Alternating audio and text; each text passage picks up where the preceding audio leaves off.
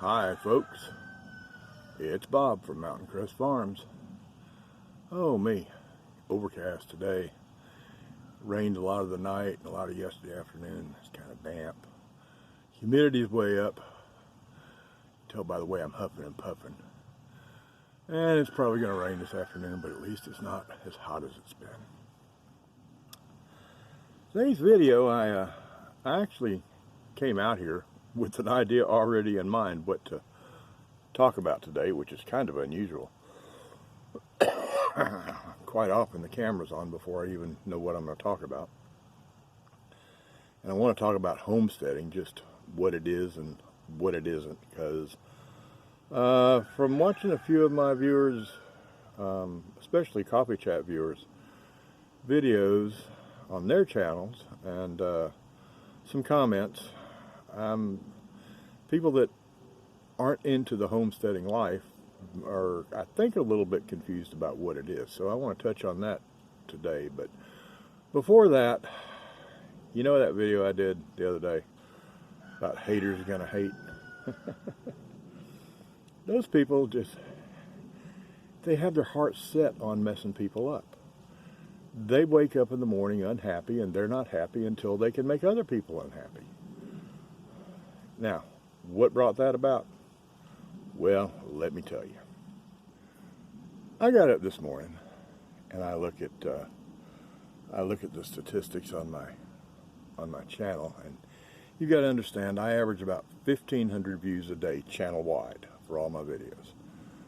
And I got up this morning and looked at my statistics. I looked at them I check them every morning. I don't watch them all day long, but I watch them every morning.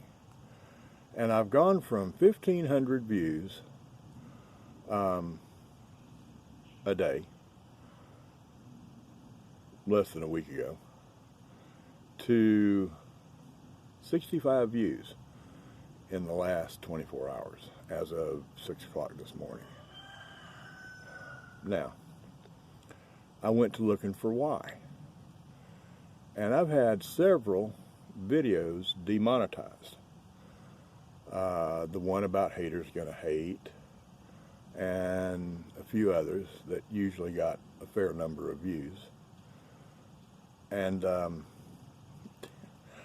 I know what happened. Somebody who got offended by the haters gonna hate, in other words, one of the haters who got offended by the haters gonna hate, went along and complained about some of my videos, anything they could find. And so YouTube doesn't go watch your videos when they get a complaint. They don't. They'll look at the title. For example, haters gonna hate. They look at haters in the title and stuff like that. Well, okay, that's inappropriate for ads. And they'll look at, they look at the complaint. If it sounds semi-literate, I guess, when somebody types up the complaint, and look at the title, and they just, so what if they demonetize one person's video? It's no skin off of YouTube's nose. And you can't even complain about it. If you can protest a demonetization, they won't even look to see if you're right until the video has 1,000 views. If it's got less than 1,000 views, they figure it's not worth bothering. They just ignore you. So somebody got offended at the haters gonna hate. Some hater got offended at the haters gonna hate. Complained about a few videos, got them demonetized. And when you get multiples like that, not only are there not ads shown on that video, YouTube doesn't look on your channel with great pleasure. They don't push your channel to other people. They figure you've got stuff on there that is inappropriate, and it's not bad enough to get you banned or anything, but it's bad enough that they quit pushing your videos. So I've gone from 1,500 a day to 65 in the last 24 hours. It'll pick back up. Stuff will get old. The haters will quit paying attention, and it'll pick back up. It's not like I'm worried about making a living off of this. I do these videos because I enjoy doing them, and because the comments tell me that y'all enjoy watching them. So it's no big deal. But I'm sure some hater out there is thinking, he just got Bob. Oh, he got Bob. Yeah, right. I make 50 cents a day off of this. You didn't get me. But anyway, let's go back to what I came out the door intending to talk about. Homesteading and what it is and what it isn't. Some people seem to think that, mistakenly, that homesteading is about deprivation, that homesteading is about getting rid of all the modern conveniences and going back to an 1850s way of life. And I'll be the first one to admit, I have made the statement that I wish we were back in the 50s. And I'm not talking about 1950, I'm talking about 1850. Quite frankly, if all of a sudden it was 1850 all over again, there's only one thing I can think of right off the top of my head that I'd miss. That's stepping into a shower stall after a hard day of work and sweating and turning that little knob and having hot water for a shower. That I would miss, I gotta admit. The rest of it, not so much. I wouldn't mind hitching up the horse and buggy or horse and wagon and going to town, which is about 7 or 8 miles away, going to town once a month for supplies. Wouldn't bother me a bit. Not being around a whole bunch of other people doesn't bother me. I'm not antisocial. I'm not a hermit. But I don't like crowds. I'm on the horns of the dilemma right now about a movie that I want to see. But I don't want to go to the theaters. So, I don't know. I have to figure something out, I guess. But I wouldn't mind an 1850s life, but that's not homesteading. Homesteading is about self-sufficiency. Now, the more skills you have, the less you give up to be self-sufficient. What am I talking about there? Well, homesteaders don't like public jobs. Public jobs when you go to work for somebody and that you get a paycheck at the end of the week or every other week. We like to be self-sufficient and try to provide for ourselves as much as possible from the homestead. That's what, to me, that's what homesteading is all about, self-sufficiency. And that can require a good bit of depriving yourself of modern conveniences, or it might not. It just depends on your skill set. Give you an example. Mentioned the other day that I changed out my well because it was going to cost $1,000. A little under $400 for the pump, another $600 for the labor. I did the labor myself. I saved $600. That means I made $600 that day. If I didn't have to spend it, then I made it. Well, the more skill sets you have, the more you can do like that, the less money you have to have coming in, and the more likely it is that you can support your life, your lifestyle, homesteading lifestyle, off of your own property with some people keep bees and sell honey, local farmers market. Some people do market gardens. There's a plethora of ways you can make money on your homestead without going to that dreaded public job. And the more ways you can make money on your homestead, the less money you have to have coming in from somewhere else. The more money you make, the less you have to give up. Right? Does that make sense? If I had a way to make $1,000 a day on this little 2.5 acres, guess what? I wouldn't have to give up a thing. Matter of fact, I could have a lot more stuff than I got. You know, stuff. I hate that desire to always have stuff. But I could, if I could make $1,000 a day here, I wouldn't be giving up anything. I don't make $1,000 a day here. The less cash I have coming in to buy stuff, that means the more I have to give up in order to maintain self-sufficiency. Now, Sometimes that might be creature comforts, and sometimes it's just stuff for the sake of stuff. We've got a microwave oven in the house. When it dies, we won't have another one. I don't see a microwave oven as, I don't see it as a convenience, and I'm going to offend some people here. Oh well, we all know about Bob offending people. I see a microwave oven as laziness. You can't cook with a microwave oven. Forget it. You can heat stuff up. If you've got a recipe that needs boiling water, you can boil water pretty fast. Uses a lot more energy than using your stove, though. It's actually expensive to use a microwave oven.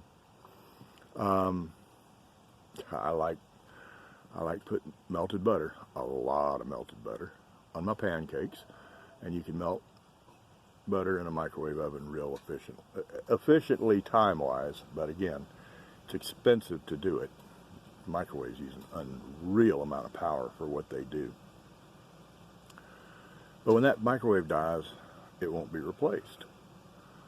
I got a coffee pot in there, a drip coffee maker. I've also got an old-fashioned on the stove percolator. Percolator is for emergencies when the power is out, because we have a gas stove, so I can make coffee on the stove when there's no power for the drip coffee maker. But we've got a drip coffee maker. I think I paid $19 for it at Walmart. Nothing expensive, nothing fancy. It's got a timer on it that never gets used. I could set it to come on at 5 o'clock every morning, but since I get up anywhere between 4 o'clock and 7, I don't want to set it. If I set it for 4, the coffee pot goes off. It only lasts for 2 hours and it shuts off. It goes off at 6 and I'm not up till 7, wasted pot of coffee. On the other hand, if I set it for 6 and get up at 4, I got to go push the button anyway. So we don't use the timer. But it's got a timer on it, and makes a pot of coffee. We had a Keurig. Cindy used to work for a company called Kitchen Collection. It's they're in outlet malls, and it's kind of a it's a Home Depot for your kitchen. It's every tool imaginable that you could need for your kitchen. And she used to be in management with Kitchen Collection. And she had a Keurig. Well, there's a couple things wrong with Keurigs. The first thing that's wrong is those little K-Cups, those are expensive. Those off-brand K-Cups, I think Great Value at Walmart has them. They're not as expensive as the Keurigs, but they're expensive. That's the first problem. Second problem is, who in God's name only wants 1 cup of coffee? This holds 20 ounces. I'm on my 4th one this morning. This is number 4. There will be 1 or 2 more when I go back in the house after doing this video before I switch over to Switchel. Okay, right up there, thing about Switchel. You know, I'm going to do another video on Switchel, so I can quit pointing that right up there. I can just, you'll see a video on Switchel. Who wants 1 cup of coffee? Who wants 2 cups of coffee? 1 or 2 gallons maybe, 1 or 2 pots maybe, but not 1 or 2 cups of coffee. So you can get rid of a lot of things without depriving yourself. And you can make money where you can buy other things so you're not depriving yourself. Self-sufficiency, that's what homesteading is about. I don't have any one thing here at Mountain Crest Farm that makes a lot of money. I've got several that make a little bit of money.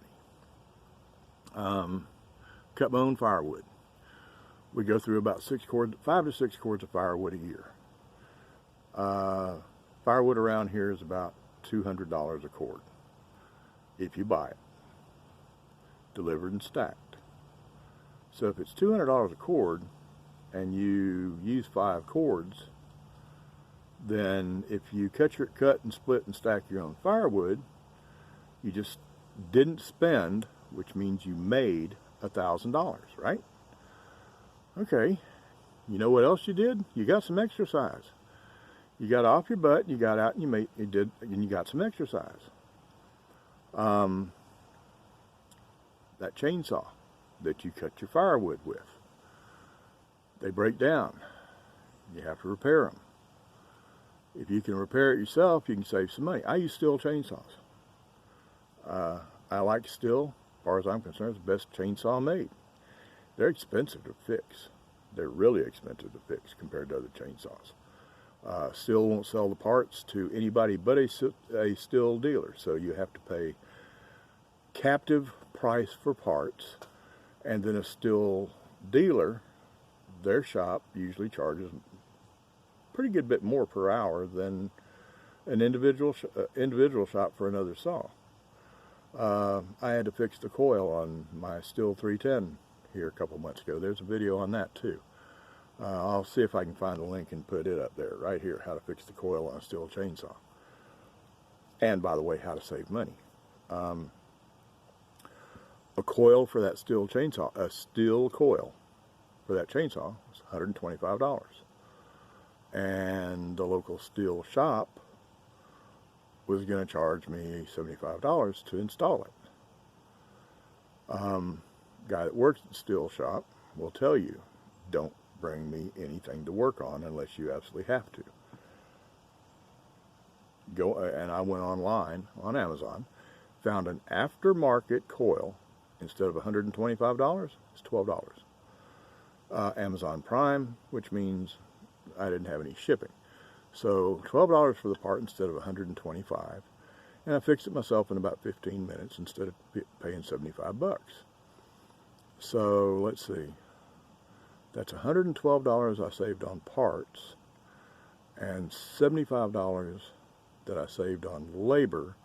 So that's $187.50 that was saved, and it took me 5 minutes to order it off of Amazon and 15 minutes to repair the saw when it got here. It took a little bit longer because I did a video, but if I hadn't been doing a video, it's a 15-minute job. So that's $187.50 in 20 minutes. Hey, we're back up to that $600 an hour thing. Well, if you do things like that, you don't have to be deprived. I buy the best chainsaw there is. When I need a chainsaw, I buy the best there is.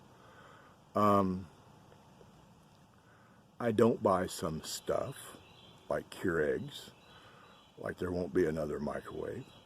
But we're not deprived around here. I've got a house with air conditioning, or I will have a house with air conditioning as soon as I fix my air conditioner. No, I haven't done it yet. We drive, well, I'm sitting here leaning on the back of a 1986 Ford F-150 pickup truck. 1986, 33 years old. It doesn't have 100,000 miles on it yet, though. It's got 99,600 and something. I'm within 400 miles of turning 100,000 miles, and those are real, original miles. My wife drives a 2015 Ford Escape. It's only got 45,000 miles on it. I dread when we have to start fixing that thing, though, because this truck, I can fix anything on this truck.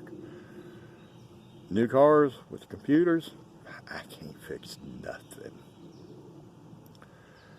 But, well, I could change a tire, change a flat tire, and maybe change the oil on it. But repairs, forget repairs. Yeah, it's a 2015 Ford Escape. It's 4 years old. Reason that we got a 4-year-old car, because we just got it within the last couple months.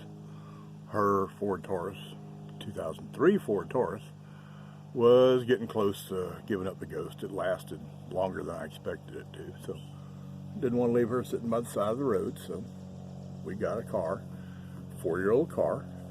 Why?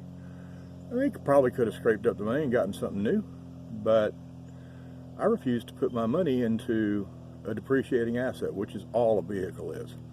The day you drive it off the instant you drive it off the lot, its value drops by 1/3. I'm not going to invest money into something that goes down in value that fast. So we've got a 4-year-old Ford Escape. Nice little car. It's in great shape. Why go buy a new car? The last new car, well, first let me tell you a story about people that have money in new cars. This has been probably 15, 20 years ago, but there was a study done on the habits of millionaires. I guess they'd have to do it on the habits of billionaires now, but there was a study done on the habits of millionaires. How do millionaires spend their money? In other words, how do they not spend their money so that they become millionaires? Besides making money, you got to not spend it all. And they found that the average millionaire in the United States, and this has been about 15, 16 years ago, the average millionaire was driving an 8-year-old Ford Crown Victoria with almost 100,000 miles on it. And part of the survey was questions, why do you drive what you drive? And the average millionaire said, because I'm not putting money into a depreciating asset. I'm going to put my money where it will grow, not where it'll go down. Crown Vic's a nice car, you keep it up, keep it in good shape, it'll last a long time. Which leads me to the last new car that I bought, a 1993 Ford Crown Victoria. Bought it in January 1994, trying to move the 93s off the lot. That was the last new car I bought. Highest car payment I ever made until this Ford Escape.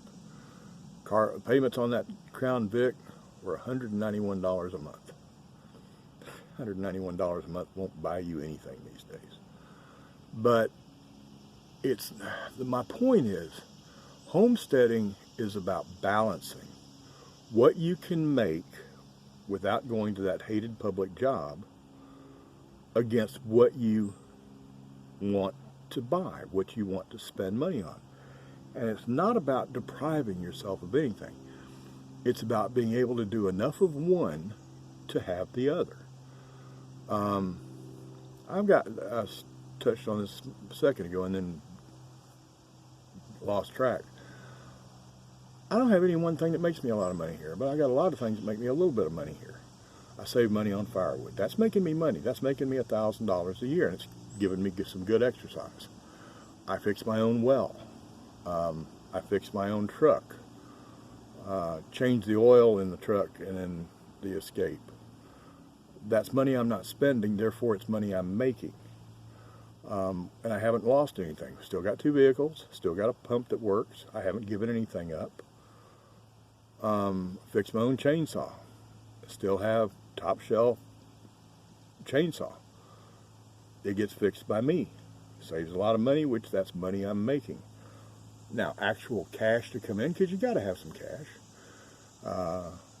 You can't take 3 chickens and 4 dozen eggs down to the county tax office and pay your property taxes, so you got to have some cash.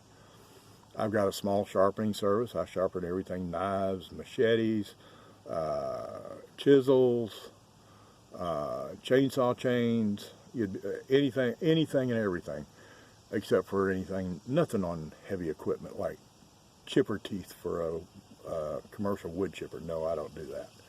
But anything around the house or farm that needs sharpening, I sharpen. Little things like that. I've got a small, this year not so much because of the health issues, but I've got a small market garden. We bring in a little bit from there. Just little bits here and there, and it adds up to enough to not deprive us from anything that we really want. Certainly nothing that we need. I think I've mentioned before, I am absolutely certain that if you were to look at the numbers, we probably live under the poverty level. I know we live under the poverty level for the federal government. God, their poverty level is rich. But we probably live under the poverty level for the state of Georgia, which is even lower, which means we qualify for food stamps and all that sort of thing. Nope. Don't need it. I'm the richest person I know. How could I go ask for food stamps when we have steak once or twice a month? We have shrimp and grits. Oh, if you haven't ever tried shrimp and grits, don't turn up your nose till you try it. We eat well. If we want to go somewhere, we go somewhere. Here in a couple hours, we're going over to Chatsworth, where my wife is from, and I got a couple of grandkids over there that one had a birthday last weekend, and his brother is having a birthday this weekend, and we're going to a party for him. We go where we want to go. We don't want a lot. You couldn't give me 2 weeks in Florida. No, I'd go crazy. I'm not a beach guy. I'm a mountain guy. But homesteading is not about depriving yourself. It's about making choices, number one, to be as self-sufficient as you possibly can. And number two, finding a way to support those choices in an unusual manner, a homesteading type way. That's all homesteading's about. It's about getting rid of a public job and taking care of yourself in another manner than those hated public jobs. That's what homesteading is. Let me tell you about that public job. Stop and think about it. Most people in this country, people that live in the nice subdivisions, drive the nice cars, new cars, go on the nice vacations, stop at Starbucks every day for coffee. How are they actually spending their life? In a lot of cases, I'm not going to say most, I think it's most, but maybe it's not. But in a lot of cases, these people are getting up in the morning in a house they can't afford so that they can wolf down some breakfast or stop at Starbucks on the way to work in a car they can't really afford, to go to a job they hate so they can make enough money to buy some groceries on the way home in a car they can't afford, to go into a house that they can't afford, to watch TV except on the weekends when they'll barbecue in the backyard and have burgers and beer, and repeat that every day except for their 2 days a week off. Getting up in a house you can't afford, to drive a car you can't afford, to go to a job you hate. There's the important part. Most people don't like their jobs. I love my job. My job's outdoors. I like the outdoors. Don't have a lot of money, but I've got everything in the world I could really want. I've got a family that loves me. What else could I want? I haven't been deprived of a thing. I've been enriched by homesteading, because I used to be one of those people doing a job I hated to make money to pay for a house I couldn't afford. And that afford thing, you say, if they can't afford it, how are they still in it? That's a whole nother video, but the short answer is there's a huge difference between paying for something and affording it. There's a lot of people paying for houses and cars that can't afford them. Well, that's about all of that for today. So, homesteading, the bottom line on this whole video, homesteading's not about depriving. Homesteading is about being self-sufficient and finding a different way to have what you need. It's not about giving up what you need. It's about getting it in a manner that is not normal today. It was normal in 1850. I think that's why I like 1850 so much. So y'all go have an awesome day. That gray is going away. It's starting to warm up, but the gray is going to come back here for too awful long. It's going to be a rainy day. Birthday parties are outdoors, but they're under a pavilion at the park, so that'll be good. So y'all go have an awesome day. I'm going to see some grandkids. That'll make that an awesome day right there. And always remember two things. Number one, the tomb was empty. And number two, he is alive. That's how you and I can have an awesome day, by the way. See y'all next time. Have a great one.